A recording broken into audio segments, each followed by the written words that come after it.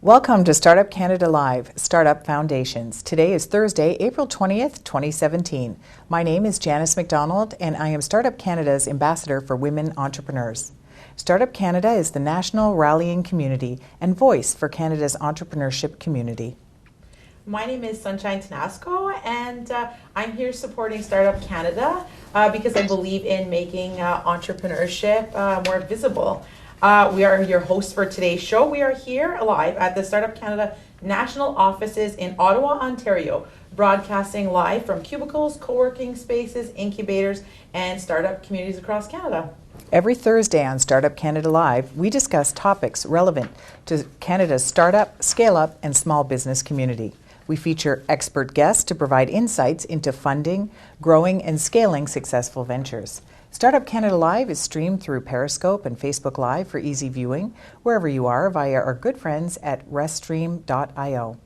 Startup Canada Live is brought to you by Intuit QuickBooks, Canada's leading provider of business, financial, and tax management solutions for SMEs, and by Mastercard. Whether you need a card for purchases or you need payment solutions to help you better manage and track expenses, Mastercard has the right solution for your small business. Today's Startup Live topic is funding women-owned startups. We are joined by two very special guests. Our first guest joining us today is Vickie Saunders. Vickie is an award-winning mentor, advisor, entrepreneur, and founder of SheEO. Over the past 25 years, she has launched many models, companies, programs, and initiatives, all with the goal of finding a pathway to a better world. Also with us for today's episode is Julia Fournier. Julia is the President and Chief Executive Officer at HMC Works. Julia provides consulting services to some of the largest users of contingent indirect services, IT services, and vendor management to assist them in optimizing spending, savings, visibility, and compliance with the goal of creating sustainable programs. Welcome to you both, and thank you for joining us. Thank you. To those of you tuning in, you can ask questions anytime using the hashtag StartupLive on Twitter or by commenting on the Facebook Live video. So, before we get into our main topic, funding women-owned startups, we're going to have a brief icebreaker round. And we're actually going to do it too, Sunshine. So, here's the question. What's the most interesting thing you've done in the past 48 hours? And it can't be work-related. Why don't we start with you, Julia?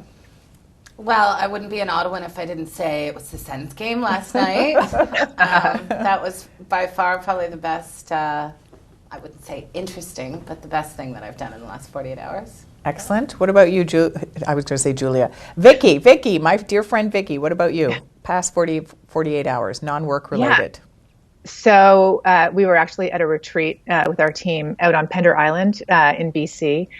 And we had an hour break, and I went straight up a hill to the very top. I didn't even know where I was. I was just on a hike, and I'm like, oh my God, there must be a good view at the top. And we got to the top, and it was the most spectacular, incredible, huge view.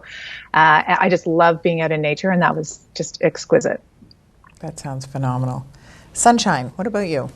Not as fancy as that. I played volleyball. That was pretty exciting for me. That's it. Nice. Excellent. I went to a great dinner last night and had a wonderful conversation and just that feeling of community. So it was a real highlight. So that's what I would say was my top thing. So Vickie, in order to breach this divide, you founded SheEO in 2013. I know what it's all about, and I think we all do. But hey, for those people tuning in, they don't know what your bold vision is. Can you explain what you're up to, why you were motivated to start it, and maybe that call to action for those tuning in? Sure. Thanks for that. So I'm founder of SheEO, and as you mentioned, we launched a couple of years ago, and our goal is to really transform how we support and finance female entrepreneurs. A lot of people probably know the statistics, but 4% of venture capital goes to female entrepreneurs. It's been like that for decades. It's really a major challenge. And the problem with that number is that innovations that women come up with have basically been sitting on the sidelines, underfunded. And that's a huge problem for all of us because we can't redesign and create a better world with only half the population. So it's how can we get money into the hands of female entrepreneurs? So we have this new model where women come together and contribute $1,100 each. We pool all their capital together, and then we loan it out at low interest rates to female entrepreneurs that we all select. So we've done this a couple of times in Canada. We have 15 companies so far who have been funded. And our goal is to get to 1 million women contributing capital each year and funding 10,000 entrepreneurs. This is a sort of perpetual funding model. It's a whole new approach. But the idea is really like if you wanted to support women on their own terms, how would you redesign the model? And a lot of my frustration in this space is I feel like we keep trying to turn women into men, as opposed to, how are women running businesses a little bit differently, perhaps, and what are the kinds of supports they need? So this is grown out of my deep frustration with how hard it was to get support and funding on my own terms along the way. And so I'm really, really passionate about solving this problem. And I'm happy to be here. So thanks for the invite. It's amazing. And for people, do the direct call to action. So for people who say, I love what you're, I want to know more and I want to give you my $1,100, which I've done for 2 years and I'm happy to be part of. So where do they go? What do they do? So this is the best part of our network right here, which is like Janice is coaching me saying, Vickie, where's your call to action? This is what happens in our network. Support each other, right? It's like this doesn't happen unless women come forward and contribute capital, and men can. They can sponsor women to be this. We can go to our website and contribute your $1,100 and be part of this amazing community that's really changing how women are supported. And if you're a venture that has at least $50,000 in revenue and are women-owned and women-led, you can apply. Our applications are opening this summer for this year's round.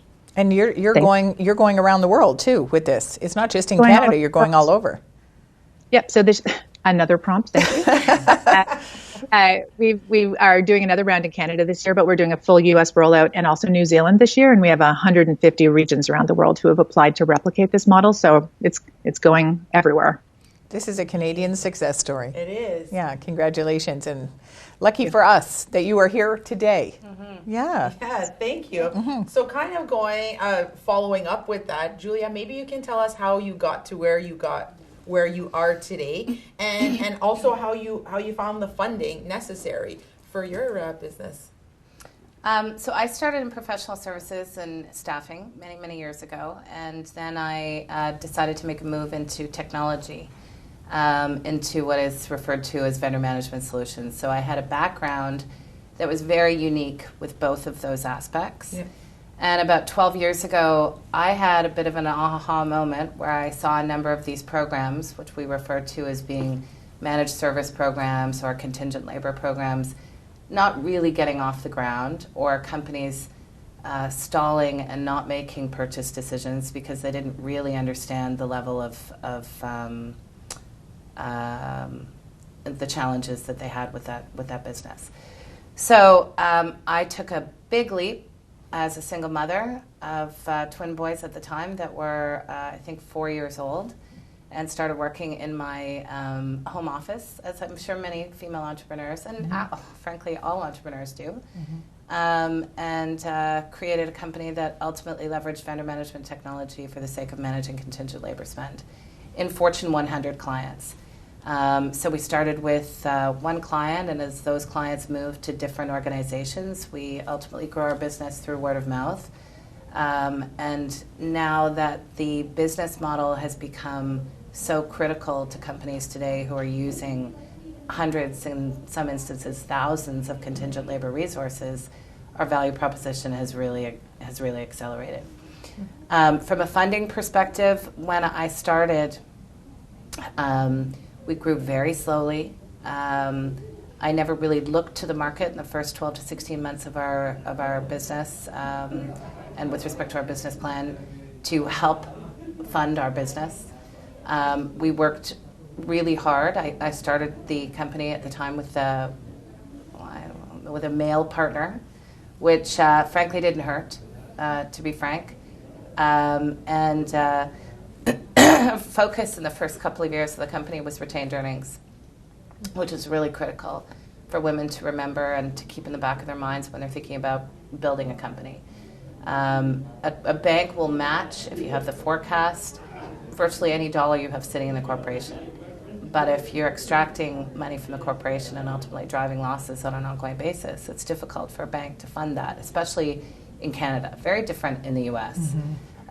Much more funding friendly culture with the numbers of VCs and the funding available. It wasn't until about 2008 that we really needed to go to the market and ultimately establish lines, and our business model changed. We were suddenly now financing independent contractors, which has now become a big part of our business. Mm-hmm. So when our clients engage independent contractors, that would be Julia Fournier Incorporated as an example, one individual providing services on over an extended period of time.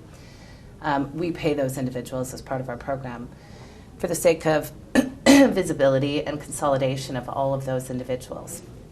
And when you get into that business, your funding requirements change significantly. But I will say, not to plug any one particular organization, but I chose to establish relationships with professional services firms at a very early stage in our business, one of which is our current bank. And in the absence of that relationship, I probably would have had a difficult time ensuring that we were able to meet the funding requirements we had in the business. And you know what, I'll jump in here just to say quickly, you know that we did our national study on women entrepreneurs and their approach to risk, and the whole relationship piece with your bank or your, you know, whoever's providing the cash. So even, you know, that would be having a great relationship with Vickie and her model too. The relationship piece is so critical because both sides need to know and understand each other really well. And that's something that we heard consistently from women entrepreneurs in Canada, that they felt like without that kind of relationship, they were craving the relationship, but that wasn't happening. So you took that very deliberate path.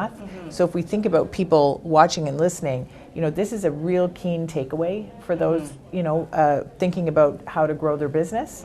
And in terms of funding, it's that keen takeaway is, you know, have those relationships and nurture them. And so, you know, because that, as you said, is a direct part of your success. Another thing, in addition to the relationships, is knowledge. When I first started the company, I really had no idea who to turn to. And ultimately, I was fortunate enough where out of the gate, we were large enough to build relationships with some of the largest accounting firms in the world. And I tapped into that knowledge across both international accounting firms as well as international law firms to ensure that I knew what that ecosystem was like around funding if I needed it. But just as the takeaway for people, because this is startups largely, so your advice would be, you know, start thinking big before you're big?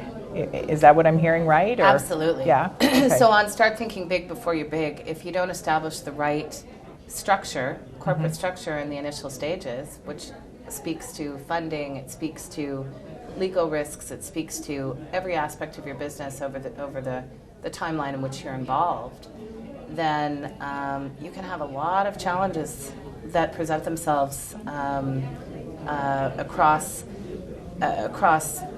any organization. If you consider our company, when we first founded the company, we essentially thought we were going to be Canadian. We're now operating in multiple countries. So if we hadn't established over 160 million. Yeah, I mean, this is impressive. You got to share this. I got to pull everything out of these guys, right? Brag, girls. If we hadn't established the right infrastructure, I think we would have had difficulty expanding into those countries and ensuring. So back to knowledge, having the right partners, and being a good listener, knowing what you don't know. Yeah. Vickie, anything to jump in? Oh, so many things. No, I mean, so part of the thing that I find is like really important if you do have a big vision for what you're doing, and not everybody does, but like part of it is like maintaining the sort of practicality of a bootstrapping entrepreneur while holding an audacious vision at the same time.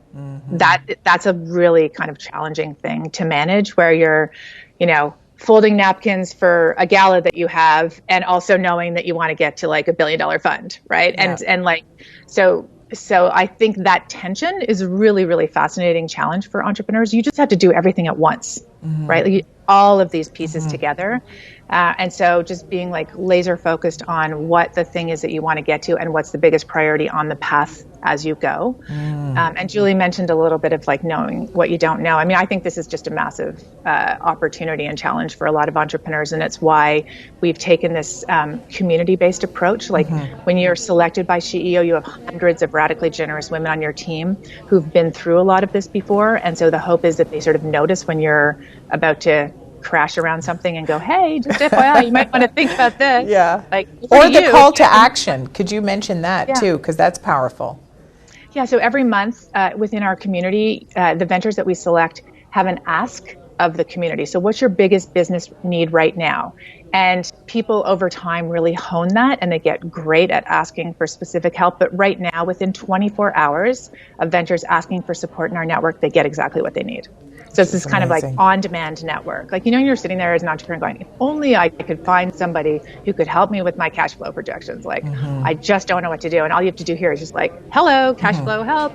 And, you know, boom, someone comes to you because they're sort of predisposed to wanting to help. And so I think that's a really big deal. But the biggest challenge that we've found, and I can speak just personally, you know, my thing is like kind of put my head down and get stuff done, as opposed to like, you know, that looking up and going, who around me knows how to do this more quickly and better than I do. Right. Which is Julia's point too, right?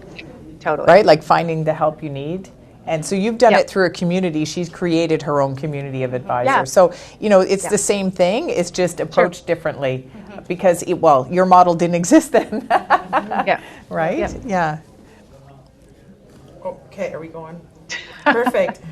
So I'm just like, wow. I can keep going. I can keep going, Sunshine, but I'm talking, and I here. Okay, so this question is for both of you. What strengths do you think women bring to their role as founders and entrepreneurs? Yeah. So this question, like, women aren't one group. Yeah. So I think, you know, depending on who we're talking about, it's different things. And so it's a bit general of a question, but you know, I think what I've noticed anyway over my time is that women tend to be a little bit more practical about what they can actually get done. I actually think this is a good thing. I think the marketplace currently, there's this like narrative around that's not a good thing, that, you know, you should be like pretending that everyone's going to be a unicorn. And, you know, that's not necessarily the case. And so I think that practicality that we bring is amazing. And I also do believe that the way that we look at risk is incredibly healthy. We're not, you know, jumping off a cliff and betting it all on red every time. Like we commit to what we're going to get done and we go for it. Yeah. And I think those things are just like incredible strengths that women bring, and they should be celebrated as opposed to like, let's try and shift that. I think that's a really good thing. I love that. What about you, Julia? Well, I believe that male or female, an entrepreneur is a type. Some people might disagree with me, but I've lived my whole life with that knowledge.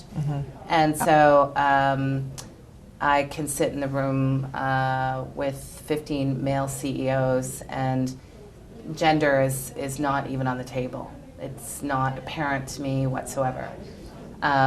However, I do see that there's a major gender issue in the area of funding and financing. We all know what the stats are, et cetera.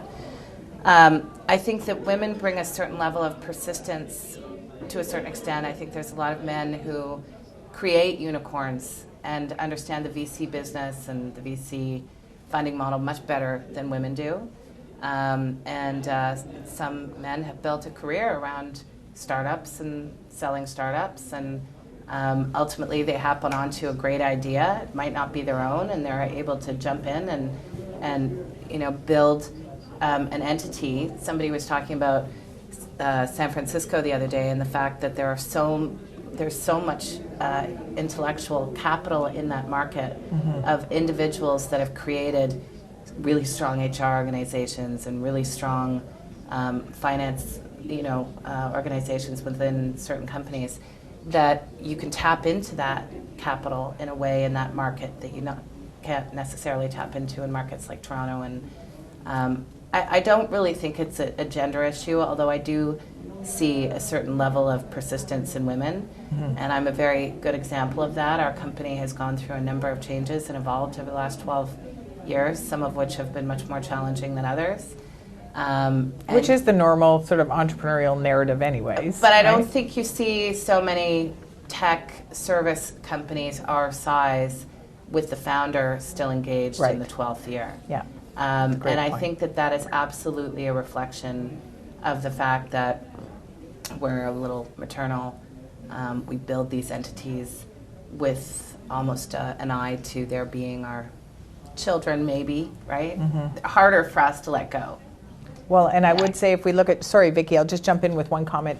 If we look at our national study, one of the things that we found as we went across the country and recognizing, as you said, that, not all women entrepreneurs are the same. So, see asterisk below, we agree. But just this notion that by and large, women were building companies and continue to build companies for the long haul. So the immediate exit is not part of their strategy. It's not saying that they don't understand and see that that's a possibility. It's just that tends not to be, again, broadly speaking, their motivation. So, but Vickie, you were going to jump in there. No, I was just going to add to what Julia said, which is, at her as a classic example, she started with a revenue generating company. Like she started generating revenue right away. And one of my friends who's building a big fintech company, it's the only fintech company I've seen that was profitable from the moment it opened its doors. Like it started with revenue run by a woman. And so, we know in the marketplace that women get to profitability more quickly than their male counterparts, and we're highly capital efficient. Like those are really interesting things to look at. If you're trying to create a support for those, you look at those things, which are, that's a very sort of different approach than most of the startups that we put on magazines. And I would add too that 2 days ago I was at, and you were there, Julia, at a luncheon in Ottawa that featured the new president of ICD, Institute of Corporate Directors. And one of the stats that he referred to, which I thought was fascinating, and I'd love to know more about it, kind of builds on what you just said, Vickie, was that companies that had women on their board of directors saw more patents in their companies. Now that's an astonishing and interesting fact. So, when we talk about representation, you think, why wouldn't every company just say, "Let's go," because it's such an obvious advantage. But anyways, That's interesting. Was there anything said after the fact as to why? No. No, it had to do with sort of the diversity of the value of diversity, right? Do you have anything else to add to that, Julia? That was. The value of diversity, but also in the context of corporate governance. So I think women tend to have an eye, perhaps, to a more finer detail in some instances, and that would be one of them, patents. In the absence of a patent, you're at risk of competitors coming in and ultimately absorbing your intellectual property and all else. Ultimately, your value resides in those patents. So I think he was really referring to it from a governance perspective and the value of equality with respect to that detail. But it was such an interesting outcome, nevertheless. So what are the 3 things must a woman entrepreneur when writing a strategic financial plan? What does she need to know? I think what you need to know, obviously, is where will your capital take you, or where will your revenue take you. Most importantly, you need to know what is your revenue, and what is that going to look like 3 months, 6 months, 12 months, and even 3 years from now. What are your forecasts, and then how and to what extent do you need to invest in sales and business development, and how do you get there? Because every business development model is totally different.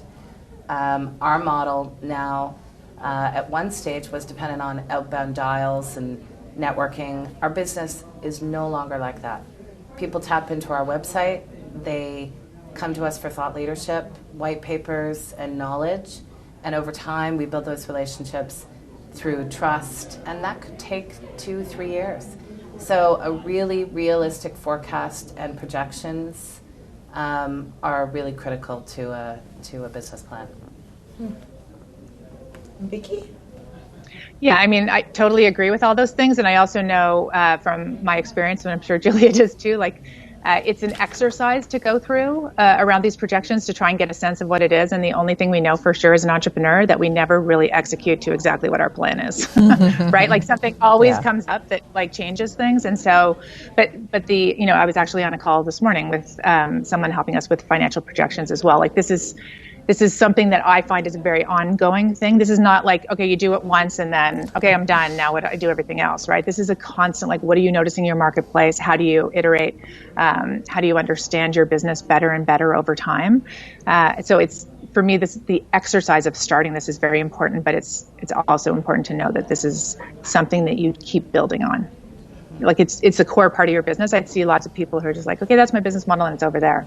But we're in a completely different world right now where things are changing so fast. There's so much stuff coming at you that you have to be aware of, like, how do you keep focused on how you're making money, and are there better ways to be doing it? Just to add on to that, because you're spending so much time with and you see so many startups, what are some of the areas in terms of this, in terms of whether it's the financial plan or just the business plan in general, Vickie, that you're seeing that are the mistakes? What are there some classic mistakes that you would say, hey, startups watching, avoid these at all costs?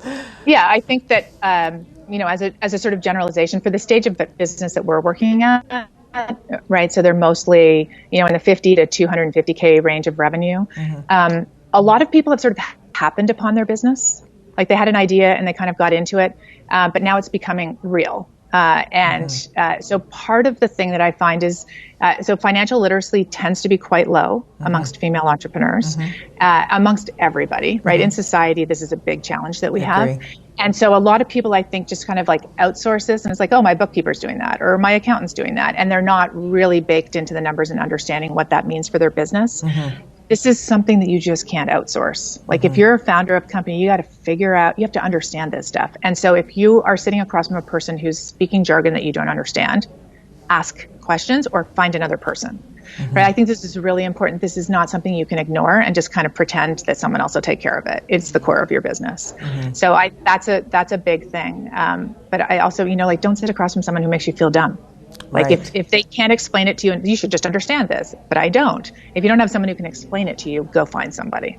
That's such a powerful and helpful takeaway. Julia, with you, I know you said right away you've worked with amazing, big companies in, providing you with those kind of resources. Have you, have you had that experience where you've said, no, I need to change this person? Oh, yeah. It's taken me a long time to get to the place where I am. So in 2012, I went through a process of buying out my business partner. He was an equal partner, and I ultimately had to go to the market.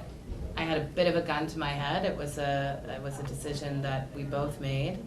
And gun to your head because of the terms of your, but also terms of your partnership agreement? Not in terms of the partnership, no. But in terms of timing and circumstances, it was in the best interest of the business to do that in 2012. So I had partners around the table at the time. I sourced new partners because I needed the best of the best, and I went to the market from a financing and funding perspective to finance that transaction. In the process, I learned so much, and sometimes, unfortunately, I have to learn through mistakes, right? Of course. I learned through mistakes, and I learned through success in some instances, but the best lessons are sometimes learning through mistakes. One of the things that I said at the beginning, find your partners and stick with them and build that relationship, is also true on the flip side. If you have a partner that ultimately doesn't value your relationship, isn't respectful, I think we get that sometimes as women. I remember making a comment, Janice and I spoke on a panel at an international, financial FMI, Financial Management Institute. Where I made a comment about me being a woman, and I see that factors into one of these questions. My being a woman walking into an entirely male room and with a male employee, and my male employee being treated as though they were the leader of the organization. Experience that I've had multiple times. And after that presentation, a young man came up to me and he said, all women that have pioneered the way through that culture and environment are such an inspiration. And I thought, okay, here's the generation. It's like, you know, millennials and slightly above that will really change the climate for women over the course of the next 20 years or so. And it's women like me that have stuck through those conversations and changed without fear of impact to the business if the relationship hasn't worked, right? Sometimes it doesn't work because of gender bias, there's no doubt about it. But sometimes it doesn't work because you just don't have the fit, and ultimately that could be the case in both women and in men. I think it's important to find the right fit, and eventually you get to a point where you're surrounded by people who are just adding value, and your relationships are based on reciprocity, and that's also very important, right? I think I'm sure you've seen this, Vickie, where we can have a network where everybody's encouraging each other and ultimately driving one another's success, or we can have a network of people that ultimately aren't seeing what you do and how they can positively impact your success on an ongoing basis. And if you've got a broad network of people who really want to ensure your success and want to help, then you create this powerful machine of opportunity for you, your employees, and everybody that you're working with. Anything to add with that, Vickie? Nope, that's great. Totally agree. I think this whole notion of, kind of creating your dream team around you, of, those experts, like it simplifies your life too, when here are the problems I have, and when those arise, I've got trusted people that I can make that quick call to is pretty important. Yeah.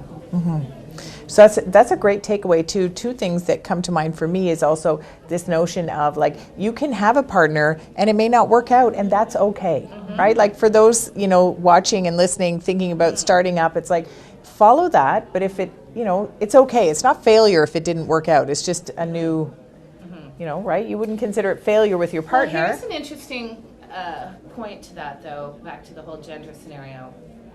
One of the conversations that we should have had at the time when we founded the company was, what are your long-term goals? We were thinking short-term. Opportunity. I was really good at what I did. He was good at what he did. It was a complementary fit. But we never really had the conversation on the long term. So we founded the company in 2004. It's now 2012. We're talking, a number of years. He started the company with the exit in mind, and I started the company because I was genuinely passionate about what I was doing and about working with this team and about trying to create a business model that ultimately would address this need, knowing that we were going to have to educate the marketplace, and it was going to be a long time and possibly a process. And he really started with the exit in mind. So that conversation is an important conversation to have when you're getting into business with somebody. And it actually reflects, as I mentioned, our research from our national study. So this longer term approach, by and large, that we hear that women entrepreneurs take, and of course tech sector is different, but just kind of broadly speaking. So there is that example, right? Not starting with the exit in mind. Right. Yeah. Go ahead. Okay, so Vickie, what are your tips for finding venture capital as a woman entrepreneur? And secondly, how do you get over possibly being intimidated? So, firsts are hard, especially for startups. The first time they have to pitch, first time they have to, whatever. But getting money, they got to get good at it fast. So what would be some of the tips or advice or pitfalls to avoid that you would share for startups? Sure. So the number one thing I would share is avoid venture capital at all costs. No, I really think that if you can find a way to build your business and grow your business with revenue, rock on. Is like you're in control of where that goes and what's going. But I also think if you have a business that really requires venture to grow, then we'll talk about that. But I think what I'm noticing these days is that this is all we talk about in the marketplace, like venture capital, venture capital, venture capital. So literally people who have businesses that have no business getting venture capital are trying to seek venture capital. Right. It's kind of a confusing time. So there's a lot of different kinds of capital out there, and depending on the kind of business you're running, you need different kinds of capital. And you may need all kinds of different capital at different times of your business, right? So It's really looking at all forms of capital, I think, is critical. So that is like a whole deep dive rabbit hole that I won't go into right now. Right. But there's lots of stuff out there. And if someone wants to email me after, I'm happy to share thoughts on that. And your email address is? Vickie@sheo.world. Perfect. So I'm happy to do that. But, to go into the funding thing, I think what's really important, I see a lot of people go, like, who are the people that fund this space? And then they go after that money. I've always approached this a little bit differently. Like, I sit down and go, what are my values? What kind of money do I want? Do I just want money? Do I want strategic money? Do I want, someone who's very engaged, someone who's very hands-off? Mm-hmm. Like, thinking about yourself as an entrepreneur, what kinds of supports do you most need with this money? And then, I think it's very, very important to have a values alignment with the money that you're getting, with the person who is writing that check. Because when the going gets tough, if you have different values, and it comes to Julia's early comment before, you got to talk about money with people before you get in a relationship with them. What does this mean to you? Why are you doing things? And if you're just chasing a dollar, and for that sake, that's one thing. But if you really are holding on to the vision of wanting to create the change in the world like Julia is doing, the way she wants to solve this problem, that just creates so much tension later on. So sitting down beforehand and recognizing that money comes with cost attached to it, with impact on your business, that's important. And so trying to get as clear as possible up front, I think, is a huge thing. And I would add even the avoidance, right? You think you'll put it off. That's the worst thing you could do, right? It just gets bigger and uglier. But Julia had a question for you, Vickie. Yeah. Well, you said avoid VC at all costs, but at the beginning you said only 4% of all VC is directed to women-owned business. Yeah. And I have seen certain companies significantly benefit from. And I really never tapped into that in the first 10 years. So my question to you would be: is it equity? Is it the loss of equity? What is the reason? So I think that venture capital has it's looking for unicorns these days in particular, and it's growth at all costs. And so if you look at, for example, what happened to Sophia Amoruso at Nasty Gal. So Sophie, I don't know if you know her story, but she had an amazing company that was doing really well. She was generating revenue. She was hot. There was something super different what she was doing in the fashion tech space. And, people started going, oh, okay, so there was something around her that people are like, we need to capitalize off this. And she had something very, very special, but money came in wanting to capitalize and push, and she raised a ton of money, and then they put in another person to organize things, and the thing blew up and went bankrupt because it was all about just growth. And I think, part of that is whenever you have anything that starts to take off and is successful as a founder, on come the vultures. How do we monetize this? How do we get it to the next level? That's not always the right thing. I think that if you do really want to build that huge company and you know that you have to have capital to get there, great. But I also think as a default setting, that should not be your default setting. As an entrepreneur, you should be really thinking about what it is you're trying to build and the kind of capital that will get you there. And in particular with female entrepreneurs, I notice, and I don't know if it's a financial literacy issue or what, but many, many female entrepreneurs I meet are incredibly reluctant to give up equity. And that's not always the right thing, but there is that feeling of loss of control. But that's part of growth, right? You have to actually have lots of other people to help you. But I know that that's a reluctance up front for a lot of female entrepreneurs that we've seen. Yeah, all very interesting and helpful insights. And I love that idea too for, people that are listening and watching to get this sense of, don't just follow what everybody else is doing because they're doing it. It's not necessarily going to be right for you. And that values piece, as you both talked about, I think is really critical. Do you have anything to add to that same question? You kind of asked a question, but... Well, I do think back to literacy also boils down to context, right? And so I think we all have a responsibility and an obligation as women entrepreneurs, and Janice and I know obviously, Vickie, you practice this every day. I do through maybe as a mentor, IWF, as an employer, and the people that I know, to put women in contact with people that can benefit their business. And I think that speaks to the entire financing and funding model as well, is that financing and funding is accessible through relationships. You need to establish those relationships. And you don't just come up with an idea and necessarily have those relationships. So it's our job to put these women who have great ideas in front of the right people so that they can get the tools they need. I love Great. that. Thank you. Okay, so next question. What advice do you have for founders on using their financial projections to arrange their financing? I don't know if you want to start. Well, your financial projections are all about your ability to obtain financing. And I think your ability to accurately forecast, which I think we have done fairly well over the first 10 years of our company. This company this year has been a little different in anticipation of contracts, negotiation of contracts, timing of contracts, etc. But you need to establish trust with your financial partners, and your ability to establish that trust is based on the accuracy of those forecasts. Anybody can go out there and say, okay, I've got a company and I'm going to generate $1 billion in revenue this year. But do you have the contracts? Do you have the historic revenue? Do you have the track record of being able to meet those projections? And that's extremely important. I'm not so sure that anything else really matters. I think there has to be 100% or as much truth, especially as an owner, in those numbers. And then you need to surround yourself with people that you trust in your organization that are bringing those numbers to fruition. So unfortunately in our business and anybody else's business, anybody who has responsibility for sales or account management or predicting revenue may say that they could generate X number of dollars when in fact those numbers may not come to fruition, right?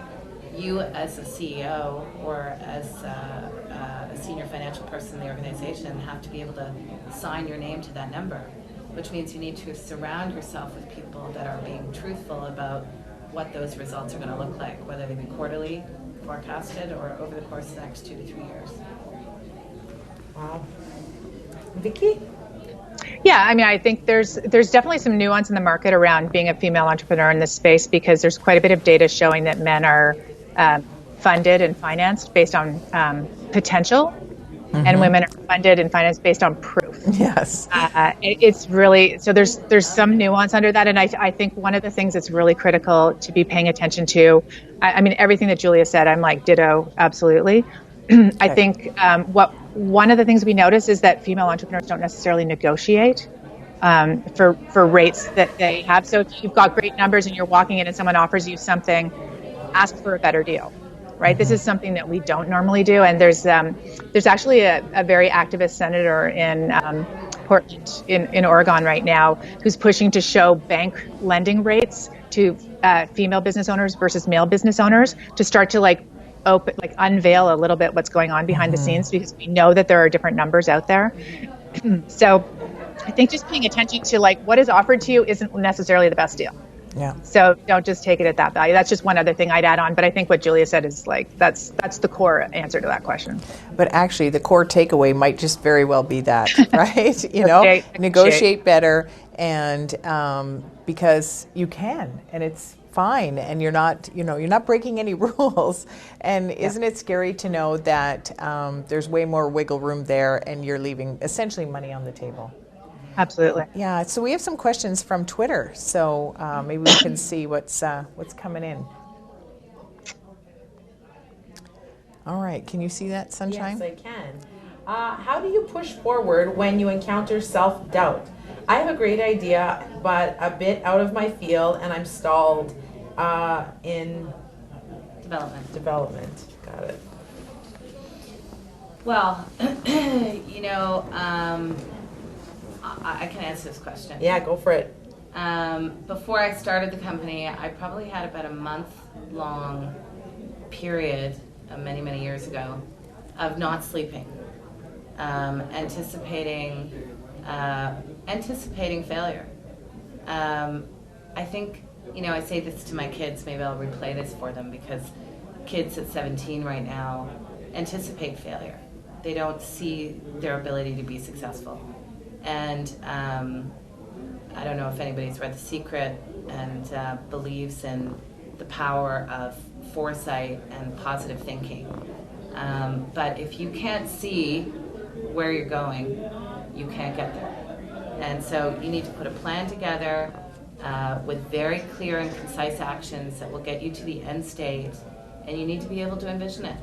And I think if you get there and the details are clear enough, you should be able to get to the other side. Vickie, what do you think? Yes, I just Self-doubt. can't believe that Julia just talked about the secret. I'm on the right spot. This is awesome. I completely love all this stuff. I mean, I really do believe that what you put out there is what comes back at you, right? So, yeah, and I experience self-doubt all the time. It's Vickie just never does? all the time. Wow. No, but this is something because I have big dreams, and I'm like, what if this doesn't happen? And what if nobody shows up? And I just said we were going to do this. And what if nobody comes from that country? And so part of the thing is that's normal. That's the number one thing normal. It is completely normal to feel this way. So you're not special. Everybody feels this way. And then that's the opportunity. Now you get to work through it. This is what our life is about, right? If you want to have an impact, you got to walk into the fear. Yes. And so, how much do you really want what you want to do? Mm-hmm. Yeah. If you really want it, you got to walk into that. And so it's super helpful when you're feeling that way to have some people around you who lift you up. Yeah. Mm-hmm. And so if you've got people around you who are saying, why are you doing that? Are you crazy? That's going to be so hard. Why don't you just go get a job? Clean those people out of your closets. Thank you very much. It's hard enough to be an entrepreneur with your own voices in your own head. And so, find some supportive voices, particularly some entrepreneurs who are yeah, that's totally normal. Move on. Let's go. Yeah, that's beautiful. There's an expression to the fear comment that you just made. Feel the fear and do it anyways. Mm-hmm. Which is not Julia Cameron. It's a book, though. Yeah, it's a very good book. So we've got two more questions from Twitter, so maybe we can get another one up. How do I get big sponsors for my small business? Give us the answers, ladies. Yeah. Tell us. Yeah. Well, I'm going to turn that one over to Vickie because that's what Vickie does. Sure. Day. Yeah. Well, I just, magic. That's I think 3 wishes, trust. Things like that. There's timing for everything. First of all, and with just a personal story is with CEO.